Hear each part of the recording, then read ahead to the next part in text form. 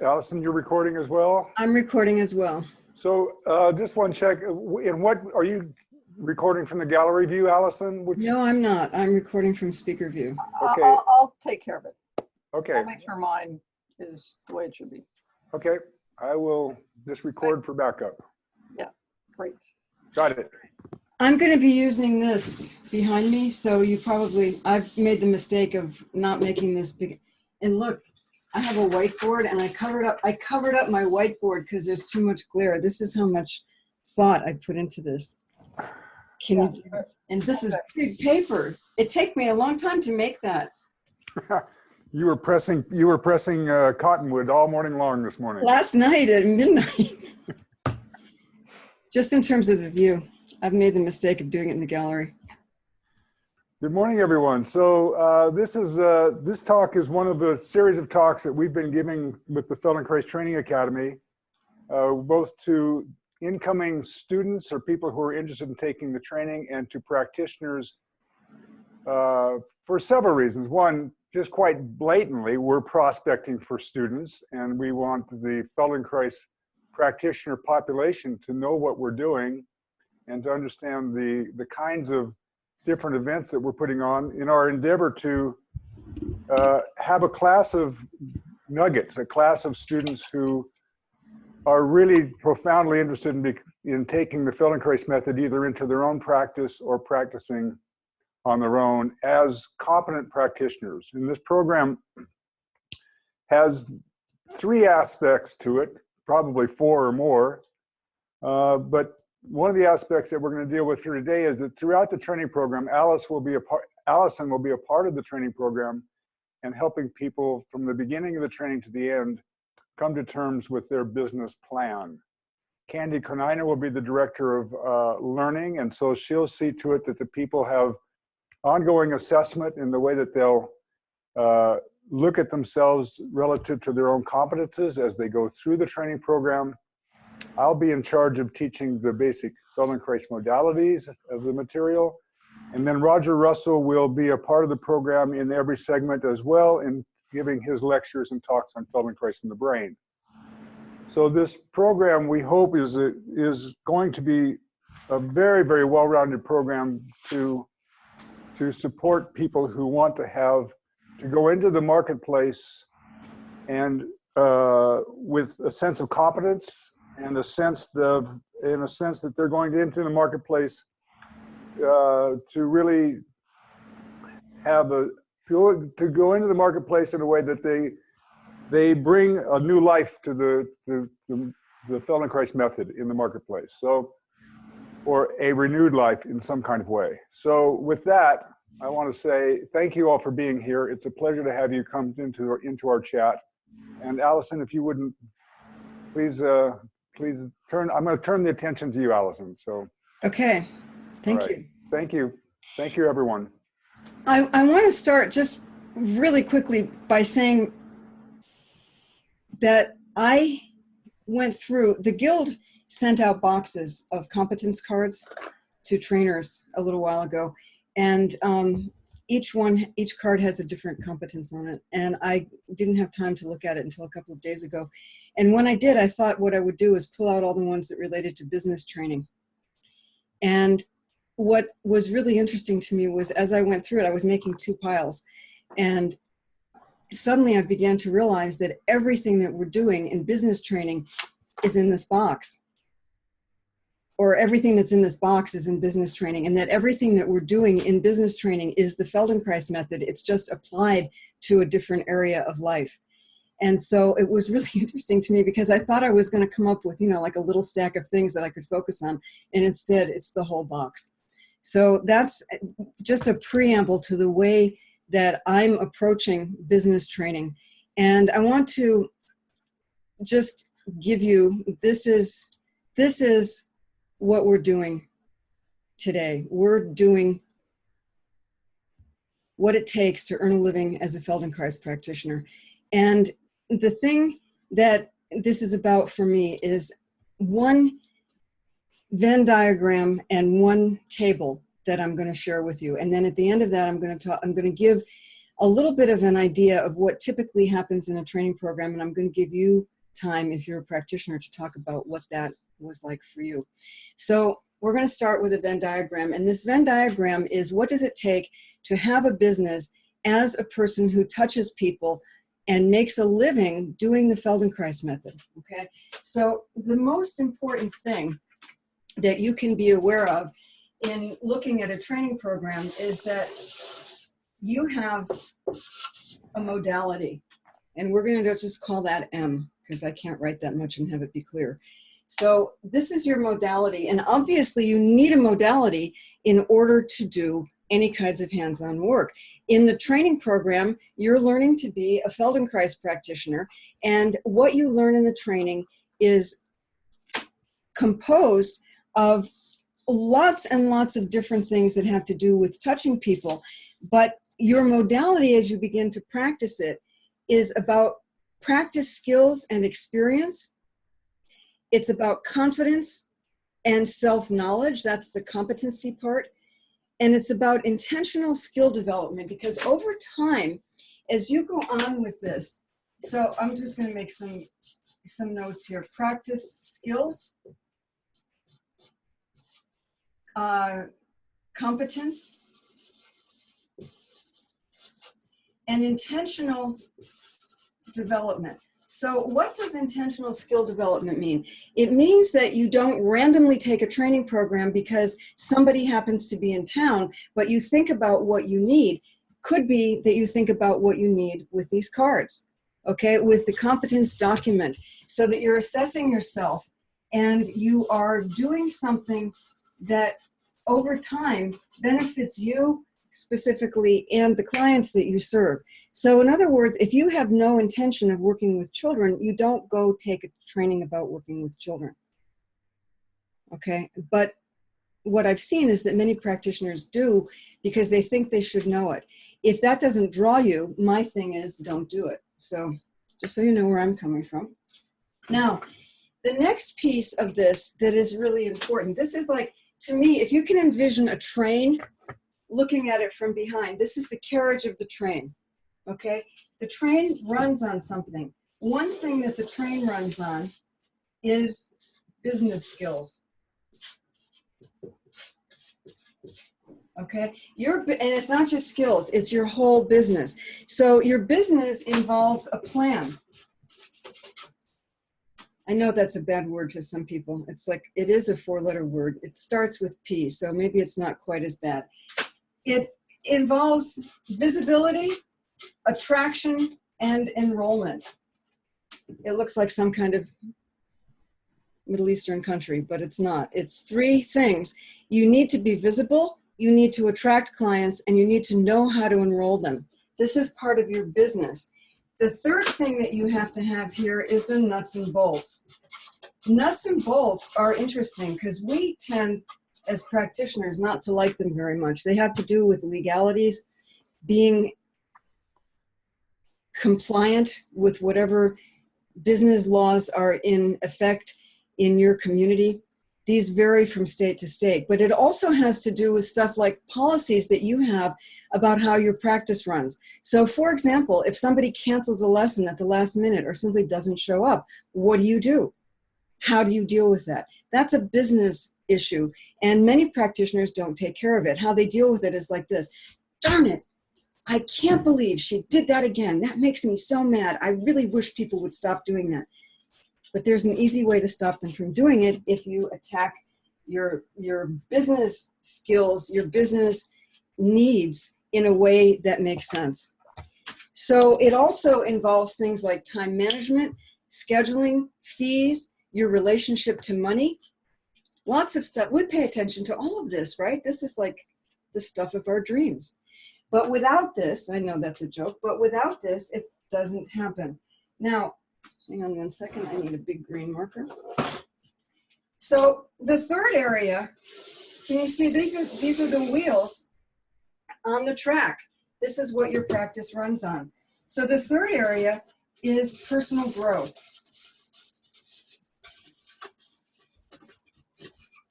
And personal growth, this bothers me, so I'm gonna write it here. Just in case it's your modality. See, I told you I can't write it clearly.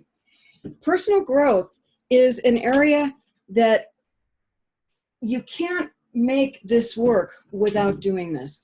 And the reason is that this involves things like conditions for success. What do you need in order to make a successful practice? What you need may not be what the person next to you needs. It may not be what the people lying around you on the floor in your training need. You may need something different. And if you don't know what that is, it's very difficult for you to get it. It involves understanding what your strengths are and what those lead to in terms of pitfalls so that you can avoid them and draw on inner resources as you build your practice. And the third thing that this involves is evolution. Okay, now here's the thing about building a practice, because everybody thinks that they're just going to go out and get somebody as a client. But the thing is, you have to be the person who can attract that client. You have to be the person who can enroll that client. You have to be the person with the skill to work with that client. So what I've been saying for many years, and people who've been working with me are, I'm sure, tired of hearing it, but you have got to become the practitioner who has the practice you want before you can get that practice. And the evidence that I will give you for that is that if you are a practitioner, you currently have something. And you are creating that out of who you are, who you attract, who you're able to enroll, and that's the practice that you have. If you want to have a different one, you have to be the person who can have that practice. Make sense? Let's just take a bead. If that makes sense to you, if what I'm talking about here is it sounds, yeah, just raise your hand. Okay, so some agreements, some people maybe don't know, some people, Ned Dwelly, old friends, hello. Okay, so I'm just gonna put these here, conditions for success, inner resources, and evolution. Okay, so if you're looking at building a practice, you can't do it without all three of these components. And I'll tell you why. If you just have a modality and you're a fabulous Feldenkrais practitioner, but you're not willing to become the person that you need to attract clients, you're not going to have clients.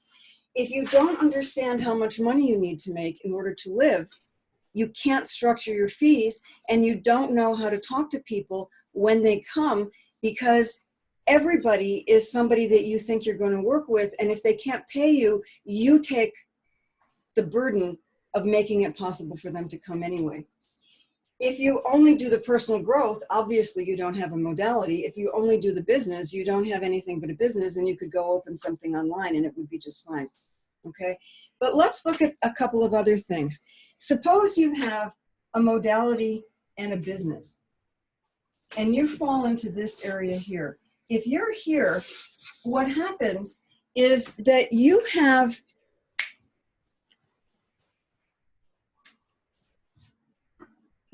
a business, but it feels like something is just missing. It's like you get up, you work with clients, you feel like you're here for something bigger, and you don't maybe even know what that is.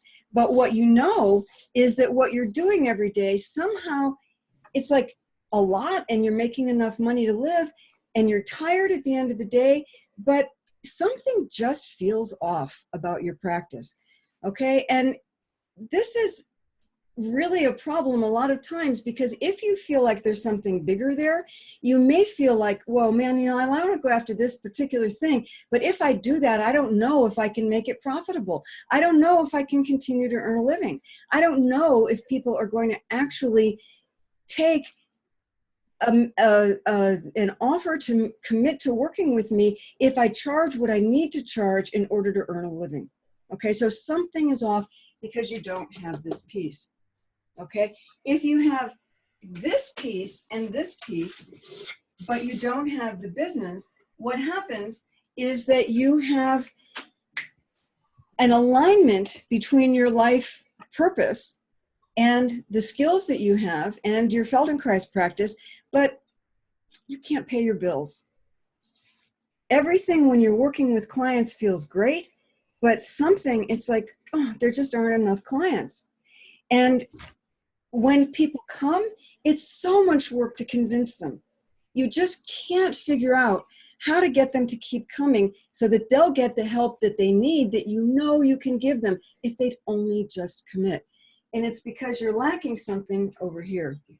Now, if you've got this, you've got personal growth and you've got business, what happens is that you've done all the inner work that it takes, or at least a lot of it, to be on top of where you are. You've got business stuff under your belt, but the thing that is really happening for you is that you're taking one advanced training after another in order to feel confident. And in order to feel like, finally, I'm going to have the thing that allows me to get the clients that I need. And the problem is, you don't know if you can deliver on the promise that you make when you see people, and you may not even know what promise you should be giving, or when you talk to people, what it is that you just did promise. And it's because you're missing something up here. Okay, so you have to have all of this. Now, the really interesting part of this is that when you have all three of these, you see this overlap right here? This overlap, this is the space that I call transformational leadership. And the reason that I call it that is that we have, as Feldenkrais practitioners, the ability to help people transform their lives. And we know that we can do that. And we know that we don't want to fix people. But the problem is, in order to become the person who has this, we have to take on another area of growth in ourselves, and we have to step into being a transformational leader. And if you're not interested in that, you can't have this level of business. All right, that's the problem that a lot of us are in. So this is the piece that underlies the next thing that I want to share with you. And I want to stop right here and just get a bead on whether anybody has a question or there's something that wasn't clear. So there are more people here than I can see at one time. But if you have a question, would you raise your hand using the raise hand button? Because that, I think I can see. I'm not seeing any. Margabia, I can. B. Okay, go for it. Okay, I just came in. I live in Chile, so I couldn't be on time. Is there a possibility to have this, you know, to be able to study the first part? Because I just came into the Yes, the I meeting. actually have slides. Okay, all I right. actually have things that look like this. Isn't that cool? But it's so much more fun when you draw it on the board, and I so know. that's what I'm doing. But I'm gonna send you the slides. Great, wonderful. So it's So just you'll have, it was just that part that you had just looked over. Okay. yeah. And what I think is that if you watch the beginning of the recording, and go from there, and then have the slides as well, it will make sense. All right. Thank you. Anything else? Anybody else have a concern? The recordings will be posted on the Feldenkrais Training Academy website. right. Margareta. Yes. Excuse me for because I had to leave. Just when you drew the thing in between the business and transformational This part. leadership. This part right here. Yes. Yes. And you called it what? Transformational leadership. That's what I thought I heard, but I just want to make sure. Thank you. Thank you. Okay. Good. Okay. So moving on. This is my non-post-it pad board.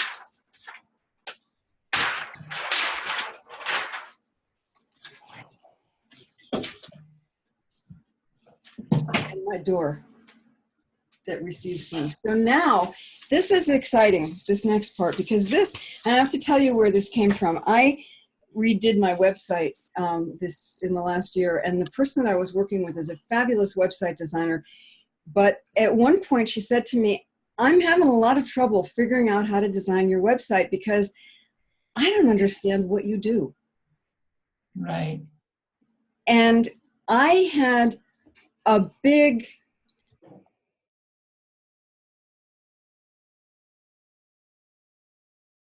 You're muted.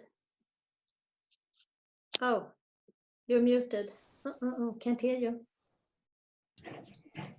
Now I'm you're on the wrong person. Okay, so Margarita, would you mute yourself? I muted her. Okay, good. Thanks. Okay, so this next part that I want to show you, this is what I'm going to put up there, and I'll give you that too. See how fast that was? You get that? This came about because my website designer told me that when she looked at all the material, there was a vast amount of material on my website, but she couldn't make sense of it. And I spent a very long time thinking about what it was that I was doing. And what I began to realize as I did that is that there are stages to becoming a practitioner and stages to becoming a transformational leader. And it looks like this.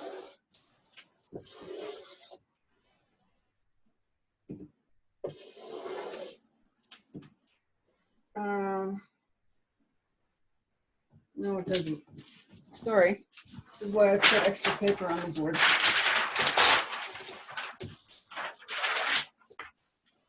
Okay, so it looks like this.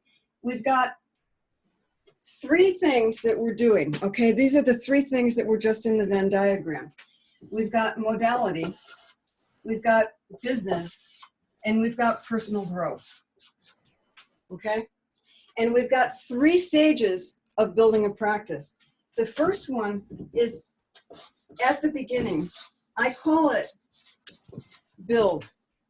Okay, so you're going to build a practice at the very beginning. Then, once you begin to have a practice, you refine it.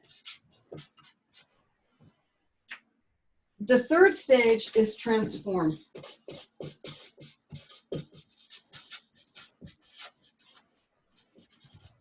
Now, what happens is that each of these stages shows up with different things in those circles on the Venn diagram.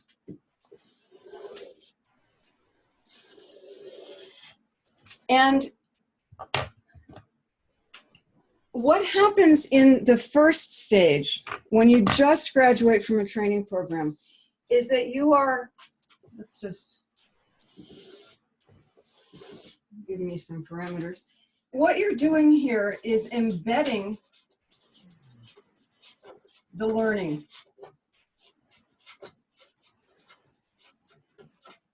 Okay, you're taking what came into your head and figuring out how to allow that to come out through your hands. You're understanding who is out there who wants to talk to you, because in the beginning, you work with everybody. Everybody can be helped. That's what we learn in the training program. Everybody can be helped. And you're talking to everybody. You're trying to get everybody.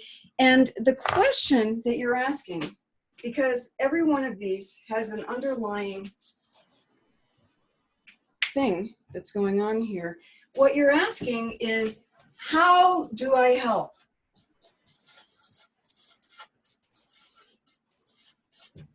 This is the question of that time, okay? And the thing that you're trying to do is to prove to yourself that Feldenkrais works.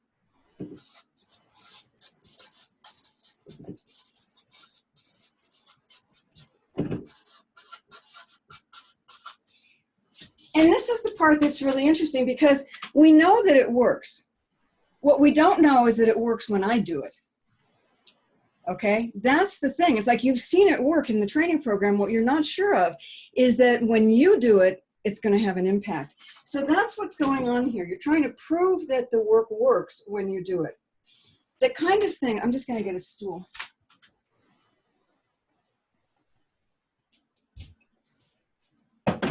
So the kind of thing that happens in your business at this time is mostly logistics. It's got to do with where you're going to work, how much you're going to charge. Are you legal where you're working? Are you visible? How are you using your time? How are you using your energy? What are you going to put out in terms of flyers and stuff like that? The questions that you're asking, there are two. How do I get started? And how to be self-employed. Okay, this is a huge problem for practitioners because most people have not been self-employed, and most people, when they think about being self-employed, think, oh, fabulous, now I'm going to be in charge of my own time. This is terrific, but the problem is we don't know how to be in charge of our own time. And so what ends up happening is that we get overwhelmed and confused, and we end up not doing what we need to do in order to build a practice. Personal growth at this time is focused a lot on worries. Will I get clients? Will I be understood or misunderstood? Will people think I'm a fraud because I put myself out as a practitioner and I don't know if I can actually do it? See, because I haven't totally proved that my work works when I do it. It's about feeling not worthy, about feeling not good enough, because when I look at myself relative to the people who trained me, oh my God, I have so much growth in this work to do, and I don't know if I can do it. And I just, I think I should just send all my clients to somebody who has more experience. Okay, so that's the kind of thing that comes up here. Now, these two, in the modality and the business area, we have questions that underlie what's going on. In the personal growth area, we typically have a double bind or competing concerns and competing commitments, okay? So the double bind here is I'm overwhelmed and confused and I can't get clients because I don't have enough clients to pay for getting the help that I need. All right, overwhelmed and confused because not enough clients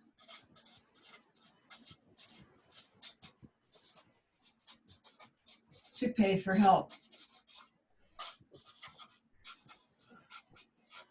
All right, and this is a massive problem. I talk to many, many practitioners who tell me that they can't work with me right now because they don't have enough money to pay me.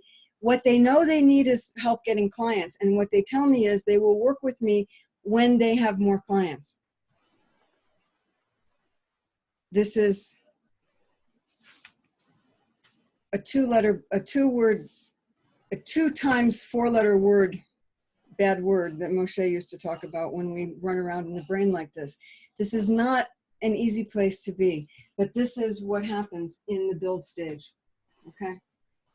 Now, after about, what my experience with this is that after about 5 years, people start realizing that they can get clients, they get a little bit of confidence, they start moving up, they've got clients, and now they're trying to refine their practice.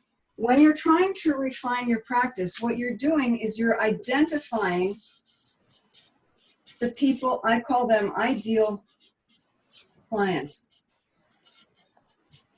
These are the people that you can work best with. It doesn't mean that you wouldn't ever take a client who's not ideal, but it means that these are the people that are within a range of your experience and your ability and chemistry with each other that makes it easy. Because when it's, and this is important, and this is heretical, I will tell you, this is heretical, because Moshe said that we should just mold ourselves and be able to work with everybody. And what I found in my practice is that I can do it, but the toll that it takes on me is one that I cannot continue to pay. So for example, I have, those of us, there are many trainers on the call, which is interesting, but we had a colleague, Mark Reese, who was slight as physically small. And he told me one time that he couldn't work with people over a certain weight and over a certain height. because it was just too much. It was distances were too far. He just couldn't physically do it in a way that he felt he was taking care of himself. Now, this to me is an example of how we refine our clients. Okay, it's not the only way, but it's one way. And it's becoming selective about who we attract and who we enroll. Okay, so now at this level, the underlying, this is like water, right? I love the water image. Under the water, the question that we're asking here is, who do I help?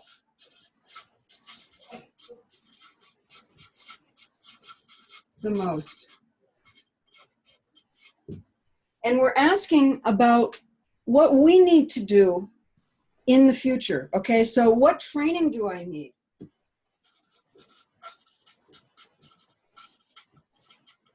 So here's the thing, this is where it comes in. If you're working with people with Parkinson's and people with severe neurological difficulties who are in late life, you probably don't need a training about working with babies. You might find useful things in it, but if the whole point of what you're doing is about working with babies, then you need a training about working with babies. And other things can help you, but understanding where you are and what is going to move you forward and move your clients forward the most is going to be more helpful for you than taking a random training simply because it's available.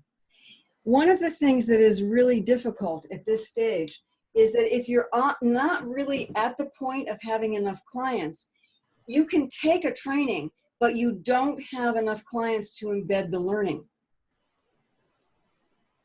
One of the really difficult things that practitioners do is they take training that they can't use because it all just sits in their head without being able to come out through their hands. So one of the pieces that's important here is to understand that in terms of taking training that you need, it's also very important to be able to use the training that you take so that you embed that learning, just like you did here in this stage, that you embed the learning of an advanced training close enough to the training that it makes sense to you and that you feel like you're actually moving forward. So this is really, really an important piece relative to your modality. Relative to your business at this point, the big issues are visibility and leverage. I want to explain, everybody knows what visibility is. That's the thing that most of us try to avoid having. But the other part, leverage, what is that? Leverage is where you use your time in a way that allows you to make more money from it. And to help, and I want you, when you hear make more money, I want you to hear help more people. So one of the pieces that this is about is becoming more comfortable teaching larger ATM classes, offering workshops, offering extended experiences in the Feldenkrais method in a room that has more people in it than will fit in your studio. So if what you have been doing is working with 3 to 4 people because in a class, because that's what fits on your floor, and now you are looking for a room that holds 20 people, that's about leverage. Okay, that's about stepping into a place where your impact is bigger and it helps your visibility. Okay, but you need to have greater visibility to step up in your practice. So this is, of course, leading us into the third area of personal growth. But let's stop for just a minute on the business part, because the questions here are, does anyone want what I offer? That's the first one. And the second one is, will they pay for it?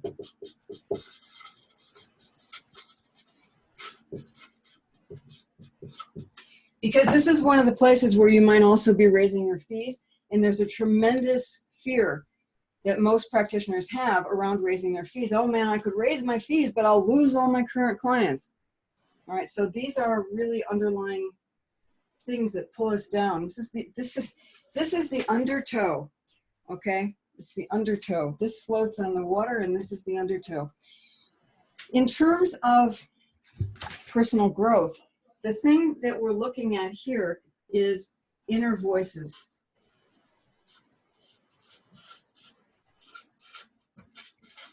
And the inner voices are the one, I mean, ideally we have inner voices that say, you're fabulous, you're really wonderful, that was so great, you did a fabulous presentation, Allison. It doesn't matter that the paper fell apart and the board fell to the ground and your markers were dry, it was fabulous. But that's not what our voices say. Our voices say things like, really?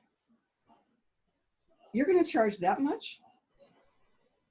Who do you think is going to pay that?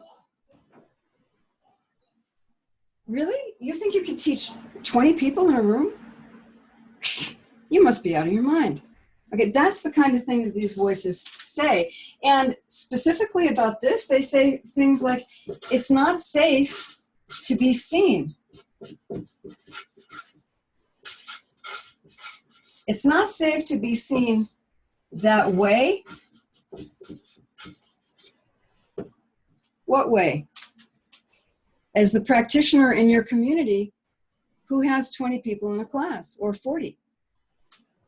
It's not okay to be seen that big.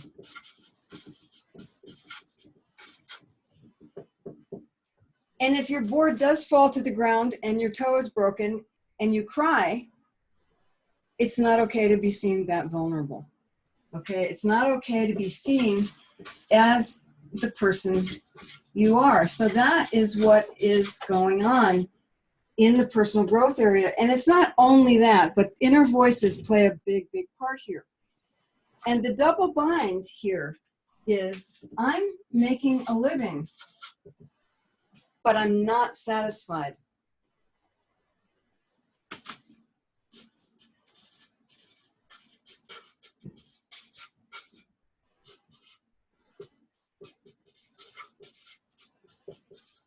And this is a real problem, because when you're making a living, you know, if you're a practitioner or if you are thinking about joining the training, one of the things that you probably know from the work that you've done is that there's a really strong pull to stay in the place where things are familiar, where they're comfortable, and getting out of that is difficult. So when you're making a living and you've worked hard to get there, it's really difficult to address the fact that that isn't satisfying you. And what is next? What's next is the third level of being a practitioner. In this situation up here, when you get to this stage, and this happens for most people somewhere after, it's after 5 years. It's maybe somewhere from people around 7, 8, 10 years, somewhere here. What this is about is that you are integrating your entire life PhD. And what that means is that you have skills, you have experience, you have life issues and stuff that's happened to you that you've dealt with, that you know how to deal with better than anybody.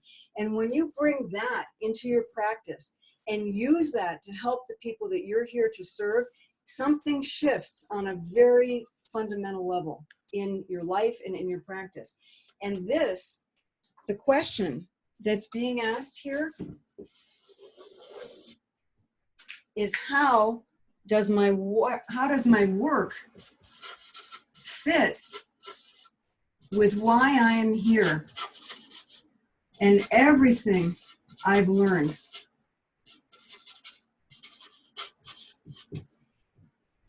What I see is that I have challenges in my life. I have things that are going on. We all do. It's not new. Mine are particular to me. And what I know is that every single thing that has happened to me up until today has made it possible for me to deal with what's in my life today. And that something is going to happen, I'm guessing for me, by the end of the year. And that what happens by the end of the year, I will be able to deal with because of what happens between now and then, and everything that I carry forward from where I am now. And I believe that when we start to bring that into our practice and make that who we are and what we're doing, we start to attract people on a whole other plane. Because what people want is to be around us because of who we are. They want to work with us because of who we are. They're not interested in going to somebody with more experience or different experience. They were attracted to us because of who we are.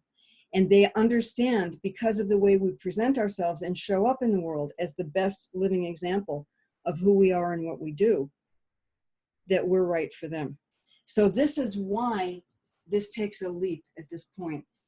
What this is about in terms of your business is signature program.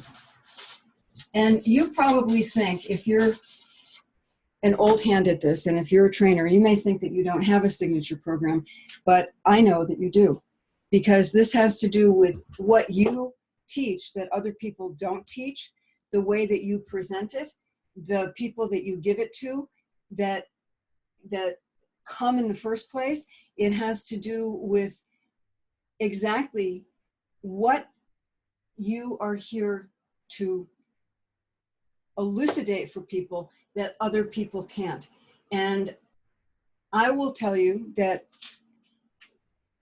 just because they're the two people that I can see right now on my screen, Jeff has a signature program that revolves around his understanding of anatomy, self-use, and showing up in the world as a person who can transform, with that understanding of Feldenkrais that he brings as a base. Jerry, I also see, and Jerry has a signature program that revolves around the fact that he was involved intimately with Moshe during the Amherst training, filmed almost all of the lessons that Moshe gave after class, and has a perspective on that that no one else in the world has. And when he gives that, he gives something that you can't get from anybody else. And so these are the kinds of things that I'm talking about here, that we each have this in us. The question is, how are we going to find it? And the other question is, who am I to do this? And of course, the other one is, what is it? Okay. So that's the question. Now, the last block up here about personal growth, to me, this is a little bit longer story, because what I believe is that we came into the world as pure essence, and that we had the ability when we were just born to just shine. And when you look at babies and you see them, they don't have all the crap that we carry. That crap comes from somewhere, okay? I call that accumulation of crap. So what I'm saying that this is about is a return to essence, and it's via the wounds that we've created that cover up the essence and protect it. And so what this is about is becoming who we really are here to be on the planet, so that it supports this. And when we do this, the question, the double bind that we have is, I want more, and this is a very generic double bind. I want more, but I don't want to lose what I have.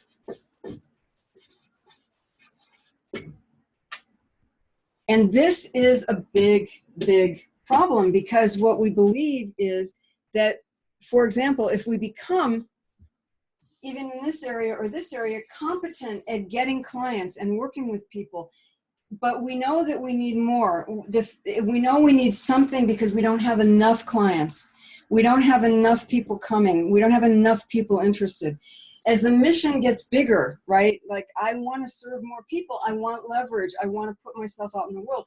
What we begin to think is, I can't do that because who I would have to be in order to learn how to sell, another bad four-letter word, in order to learn how to sell what I do, I would have to become someone I hate. And the thing that I want to offer to you is what Moshe Feldenkrais talked about with the work that he does, that he taught us to do, that what we're actually looking at in going deeply into that work is becoming more of who we are without the struggle. And so when I think of, and he also said, without the stuff that makes our life a misery for the people who live with us. Okay. But to be more of who we are without the struggle. When you think about this in that regard, you don't lose anything of what you have by going here. What you do is expand. It gets bigger. You get to be more of who you are with less of the part that you don't like, less of the part that doesn't work for you. So this is what I believe and what I teach to my clients. This is where we go when I work with them. In this training program, my hope and my intention is to bring practitioners through the build stage and approximately, I would say something like 2.5 years into the refine stage by the time they graduate. So that people graduate with the ability to attract and enroll clients, with clients in their agenda that they're going to work with after graduation, and that they are comfortably in a stage that takes most practitioners about 7.5 years to achieve after graduation. That is the plan. And in order to accomplish it, what we're going to do is have regular meetings. I'll be in the training at least live at least 4 times and via Zoom, most likely in every segment. And between the segments, we'll be doing calls. You're going to get over $6,000 worth of business training. And one of the things that is going to be happening is that you're going to have ongoing connection with me after the training for as long as you want it through the group calls that I do twice a month. So this is a really big departure from the way business has been taught in trainings up until now. And one of the things that I would like to, the last thing that we're going to do is talk a little bit about what it looks like in other trainings. And I'm not going to do that by telling you what I think. I'm going to tell you what people have said to me. But before we go there, what I'd like to do is just stop and ask if there are questions about this. And if there aren't, I know that I've probably presented too much and that people are glazed over, but we will have slides available and the recording. So let me just queue up what I want to show you. What I did. Allison, Lindy Ost has a question. Lindy, I see you. Allison. Go ahead. Yeah, I'm not sure exactly if this is what you're asking about, but how do you explain the paradox between each individual progressing their own development in their own way versus more of a structure? I think that if we look at baby development, we can see that babies go through stages and every baby is unique. And I think that if we look at practitioners, there are stages and everybody's unique. I don't see it as a paradox. I see that one piece of it is looking at what's going on the ground and the other is looking at it from 1,000 meters in the air. That we're looking at overview and the big picture versus what's happening for an individual. Okay, Does that make sense? Yeah, it does. Thank you. Anything else? There's another question from Diana Damask. Diana, do you want to, I'm unmuting you. Do you have a question? Hi, thanks. I typed it into Allison's. The question that it's kind of more of any examples that people have experienced, since you said there are practitioners and trainers. And over the 4 years of training, what are other ways people supplement their, their material living needs, bills, and things like that while they're building practice and participating in these lengthy kind of chunks of trainings? I always love to hear examples to help open up my ideas. I think that a lot of people continue the work that they're doing, and at the same time they're doing that, they figure out how to get time off. Some people cobble together from this, that, and the other thing. Some people borrow money. I haven't got my finger on that particular pulse. I think it's a great question for maybe another call, or for Diana.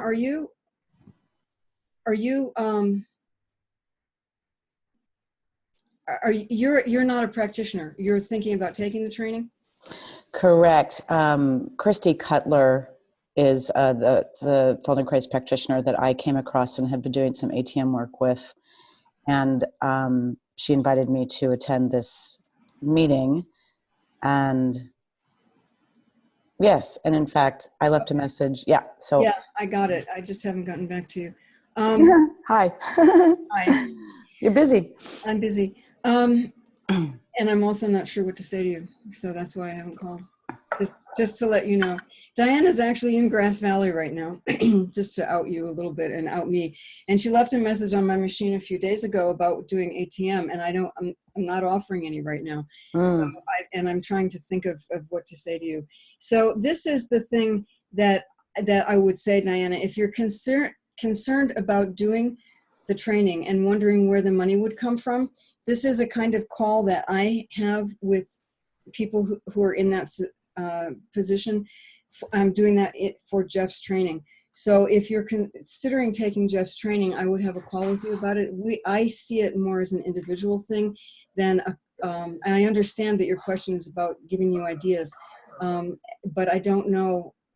Jeff, I'm wondering whether the Facebook group would be a place where people could have that kind of discussion. Yeah, and everybody is obviously welcome to just contact me, and then you and I together can talk about their concerns. I will say that this training program is designed, it's the only training program where people are authorized. People are authorized in most training programs to be able to teach awareness through movement for money after the end of the second year. In this program, people will be able to be authorized to teach awareness through movement upon when they've, Allison, you have to mute yourself, you're typing, sorry. That people will be authorized once they've gone through their practicum, and their practicum is competency-based rather than time-based. And in this training program is the only one that is authorized by the Feldenkrais Guild of North America for people to become authorized to teach functional integration for fees before they graduate. So that we will, throughout the training program, be working with the business practices from the very beginning to help you build your practice from the day you start being in the program. Jeff, that's great. It actually creates a new question. May I ask a new question? Go ahead and ask one question. Because it is body work, and each state has different licensing for body work. Is the Feldenkrais an authorized body to allow people to touch bodies, or does one need to have massage therapy or other type of body work accreditation? So that's another question, and one we would argue vociferously that it's not body work, that in fact it's education. Okay.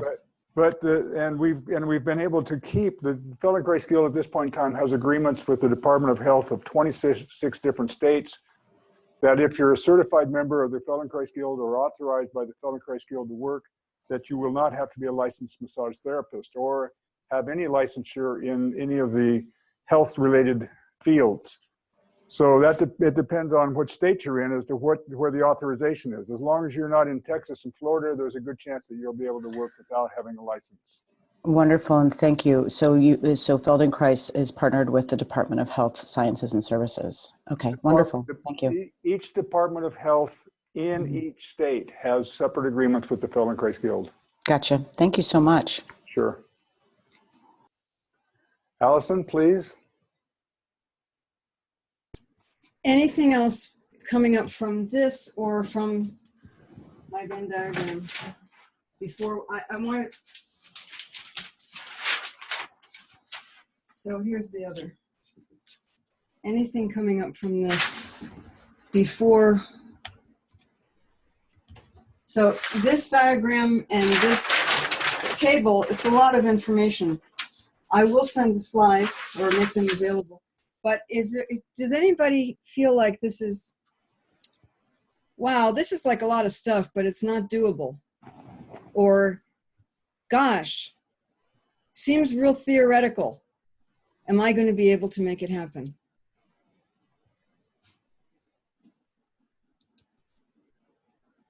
All right. So you're all in. This is great. Everybody wants to do it.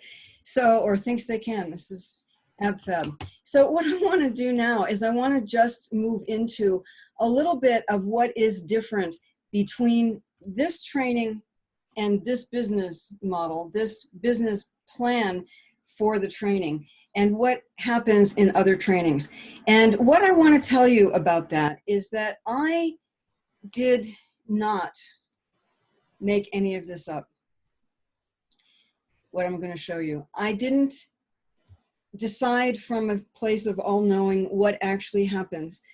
I didn't really edit anything that I'm going to show you. What I did is I asked people that I'm currently working with. We have a community of people who are supportive, helpful, understanding, trying to make everybody's boat float higher in the Feldenkrais world. And what I did was I asked them, what was it like in your training? What did you get from your business training? What did you learn? What were the topics? What are the kinds of things that you felt from the training from the business training that you had? And if you are a practitioner, I would give you a moment to think, what are the things that you learned? How was business and practice development and building yourself as a practitioner in the world, earning a living, how was that presented in your training? And these are some of the things that people had to say. In our training, an assistant trainer presented different practice development sessions, each segment ranging from how you might describe Feldenkrais in relatable ways in the very first segment, to group assignments and presentations of the business plan and considerations we came up with for our chosen scenario in our final segment. I think the main aim was just to get us thinking about it right from the start. No one really expected too much from it. It was quite free-form, interactive, collaborating, brainstorming games.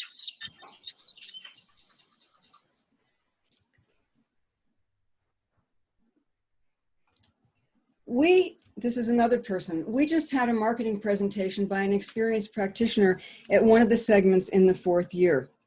And it was focused more on traditional marketing, social media, flyers, writing copy, etc. Nothing on how to talk to clients, the economics of running a business, etc.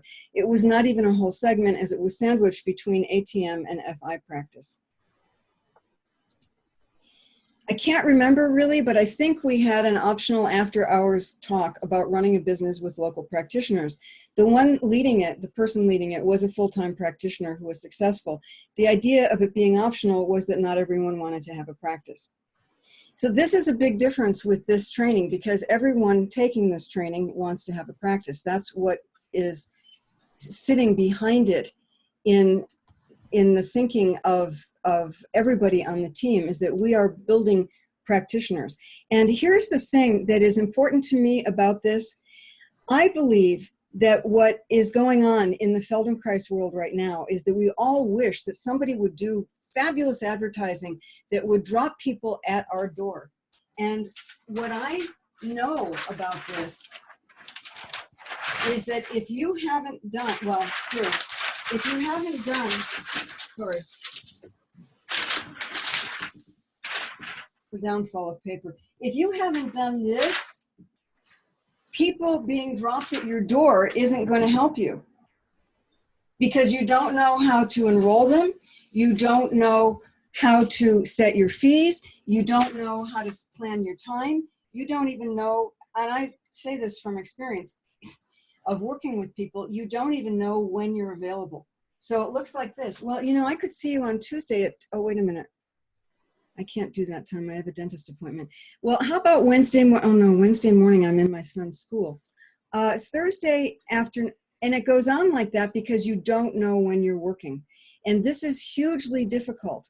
So the idea that not everybody being a practitioner, this is not the idea of this training.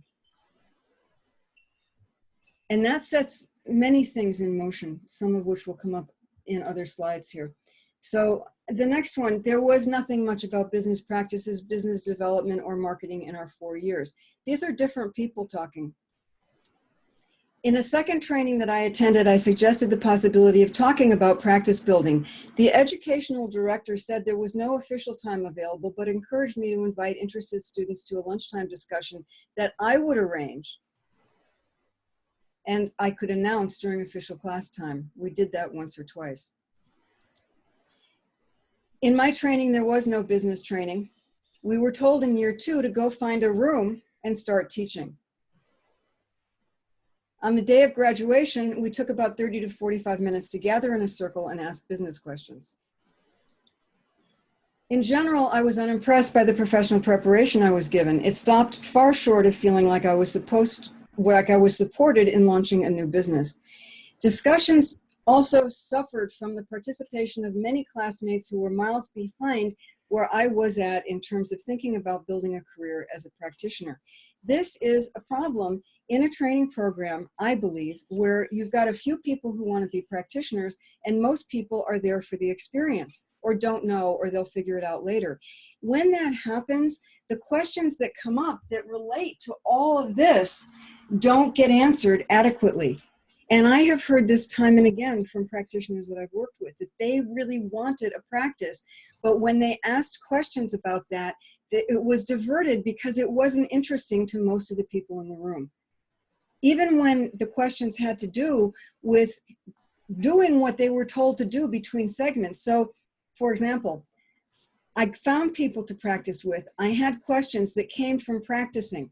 They were functional integration questions. They were ATM questions. And when I asked those questions, I was told that I was not in the same place as the rest of the group. And so the question didn't get answered.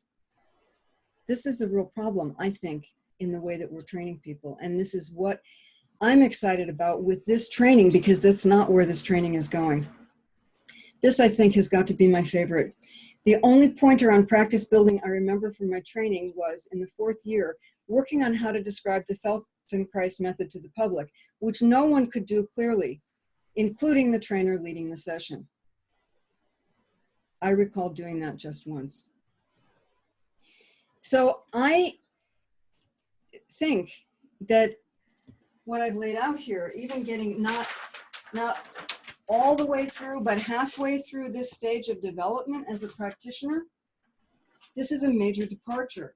And it sets this training apart from every other one on the planet. So I would be happy to take questions about that or hear your experience or how you think this will change Feldenkrais. My own thinking about this is that when we have more practitioners working, we won't have to worry about advertising the Feldenkrais method so much. Questions, comments?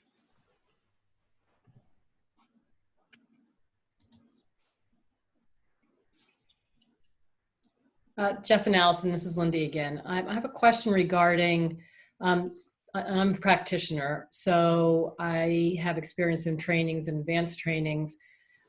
What specific things will be different in this training as far as providing the competence of trainees throughout the training to get to the point where they can reach these goals? Well, I'm going to let Jeff speak to this, but one thing that I know is that to get here, I've been working for 9 years with practitioners building these kinds of skills.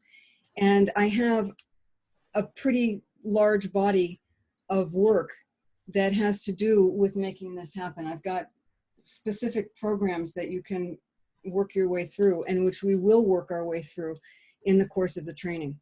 So for example, what I focus on, I have smaller programs which you'll also get, but the two major things have to do with attraction and enrollment. And it has to do with being able to talk to someone in a way that that you understand what they need to know from you, instead of telling them everything that you could possibly tell them and watching their eyes glaze over. It has to do with understanding how to address the specific difficulty that they're talking about in a way that makes sense to them without overwhelming them with information in a first session, because you're essentially auditioning for a client. It has to do with getting comfortable talking about money and understanding how money relates to your own life and why you need it and how it relates to clients. So for example, that if you are freaked out by the idea of earning $100,000 a year, you might instead think about what that means in terms of the number of people that you helped and translate it into those terms so that it becomes doable for you. The other thing is that a lot of times people are told to go give a talk, and they're told, do this, this, and this, do these 3 things, and just go do it. And they practice for 15 minutes in the setting of the training program, and that's it. The program that I've created around giving a talk allows you to make something that's an hour and a half, so it's doable as like an introduction to Feldenkrais. You can make it in half an hour, you can make it in 20 minutes, you can make it in 3 minutes, or you can make it in 30 seconds as an introduction, like a what do you do statement. So that thing of presenting yourself and becoming visible in the world is not just something I believe that we can throw at people. There are things that we know work, and I believe that we should be teaching those to people. So that's one major piece. And then, Lindy, I mean, we're going to be meeting continually through the time of the training. And after the training, people will have the ability to meet with me until I stop doing it, which I'm planning on living to 100. So I'll be around for a while, continuing to offer 2 calls a month. And I guess, but so I understand that piece. How is that integrated with the modality? It is the modality, Lindy. But I mean, functional integration and ATM. Am I missing the boat here? Well, maybe I don't understand your question, but the thing that I feel really passionate about is that this is the Feldenkrais method. It's not the Feldenkrais method in movement. It's the Feldenkrais method in business. And so I don't see that this is any different from what we're learning on the floor. You know, when Linda Tellington-Jones created her body of work around working with horses, Moshe was thrilled. One of the things that he told us was, take what you're learning and go out and use it in your life, bring people to you because of you. And what most of us did was create a life around Feldenkrais. My feeling about this is that we all have the ability to do this. It's what we're here for. We just stopped short because we put it in this box that says Feldenkrais, and it's divorced from the rest of our life. I used to have a yarn store. I did awareness through knitting in the yarn store. If you're a really passionate Feldenkrais practitioner, you do Feldenkrais all the time. So I see the question of how will this integrate with ATM and FI. It is ATM and FI. I would make a distinction that you don't do Feldenkrais, you live Feldenkrais. You live it, you are it, you exude it. You become completely inured in the principles of the work, and you use the work as a basis for your own particular personal growth and development. And so that means, in one sense, is it my turn? Do I get out of my way? It's your turn. Okay, good. So first of all, Moshe was very adept at giving us, through the awareness through movement practices, the basic biomechanical principles by which a person can be efficient and, in some sense, cancel gravity. Canceling gravity means to be organized in such a way that it's not just the field of gravity. You end up canceling your history. We acquire our muscular habit in the history of our experience in gravity, our relationship to the culture, our relationship to the people that we interact with, to our families, to the society, to our educational experiences, traumatic, beautiful, lovely, whatever they are. That's basically the tapestry of our life. And out of that, we adapt ourselves to the world of gravity. So the question then is how do we then utilize the Feldenkrais method to come to terms with the paradigm in which we acquired our sense of ourself and the sense of our value based on the experiences that we've had, as opposed to utilizing the method to come to terms with how do I learn to care for myself?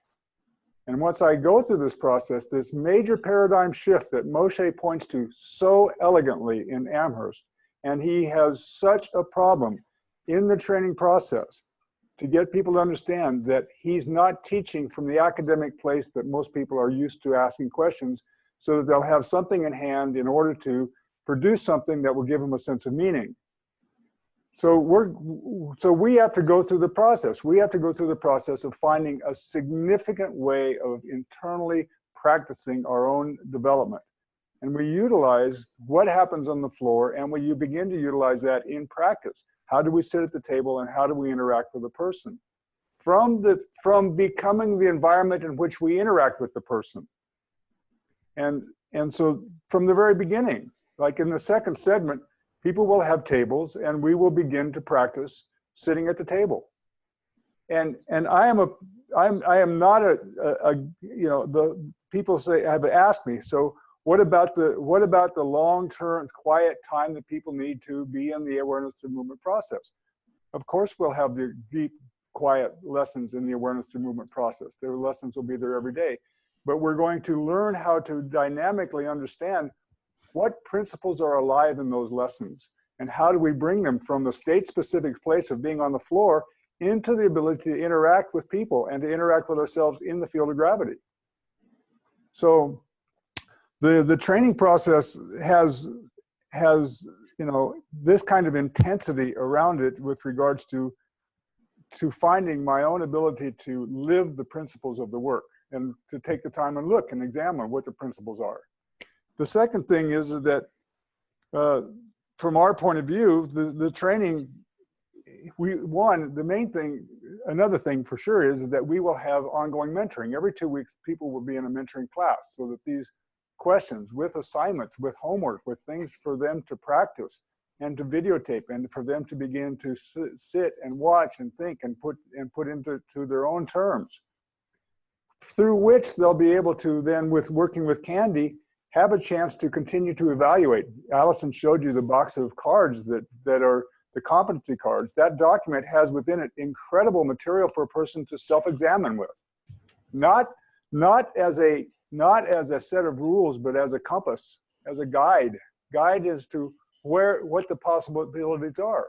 If you read Moshe's Elusive Obvious book, around the pages of 100, 101, 102, Moshe says, in order for me to work with my clients, I have to have a sense of the ideal. So we have to have a sense of what the ideal is. Yeah?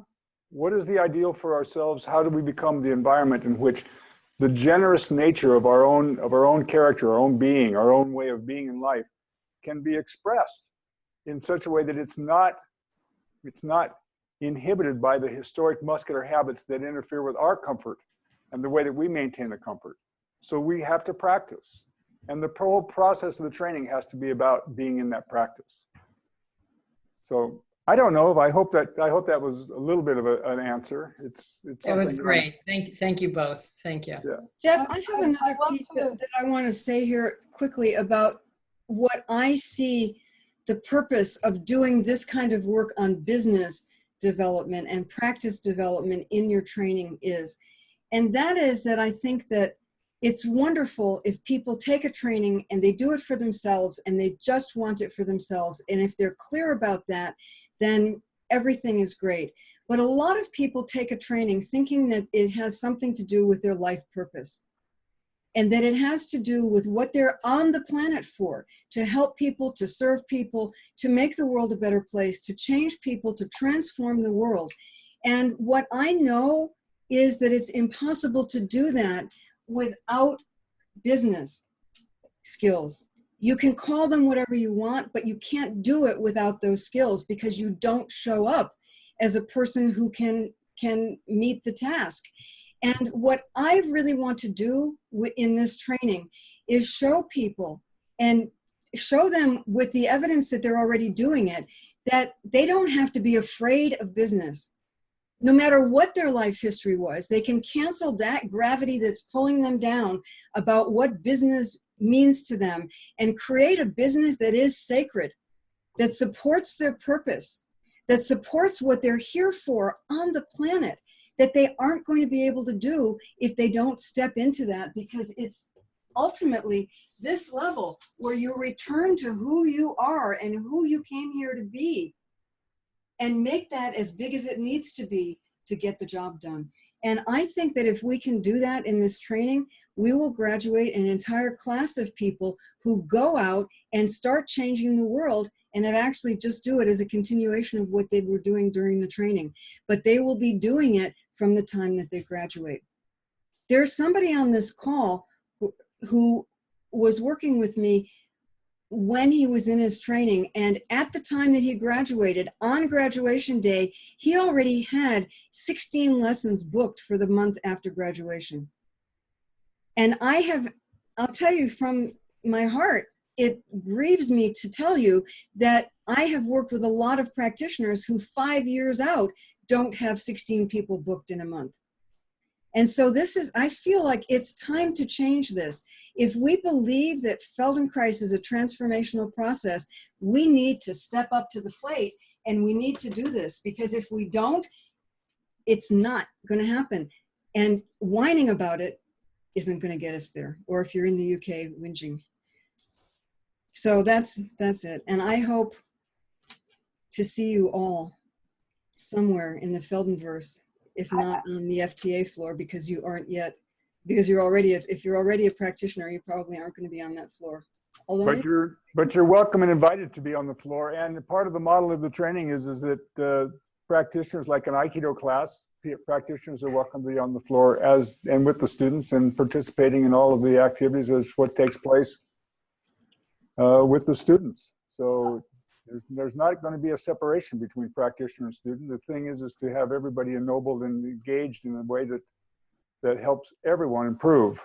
So If people are interested in more information about how this training is different, I really encourage going to the website.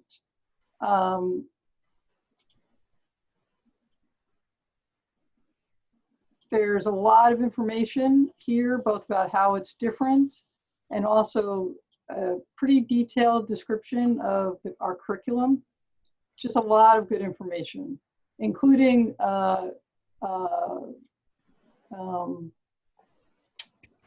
links to past talks and upcoming talks. So it's a great resource, FeldenkraisTrainingAcademy.com. I'll put it in the chat, and I really encourage people to find it.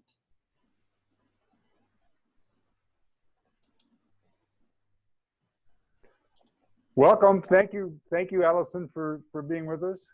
Great for you to make this presentation. I think we want to just keep having a little bit of a, it's interesting. If you fall a tree, a huge tree, the way that they do it is they do it with a wedge that's no more than a ½ inch thick, and it tapers down and it's about 18 inches long. And they just continue to put these wedges, and they can fall a tree exactly where they want the tree to land. And the wedges are tiny, tiny wedges. It's just a question of having the exact levering point that you need to turn exactly the tree to fall exactly where you want it to go. And so our job is to continue to put these little wedges into our community so that we can make these little levering points, these little catalysts to continue to turn the wheel for ourselves. So thank you very much for being here, everyone. Thank you. Jerry, thank you so much for being here. It's my pleasure. Thank you very much. Thank you, Allison. It was fantastic. Glad to see you, Jerry. You too, Ned. It's been a long time. Very nice to see you. Thank you. Thank you. Thank you all. Great to have you here. Okay, thank you, everyone. What, Bryony, have you left yet? Can you hear me? I can. Bryony, why don't I close the meeting and I'll just send you another link, okay? Okay. All right. Okay.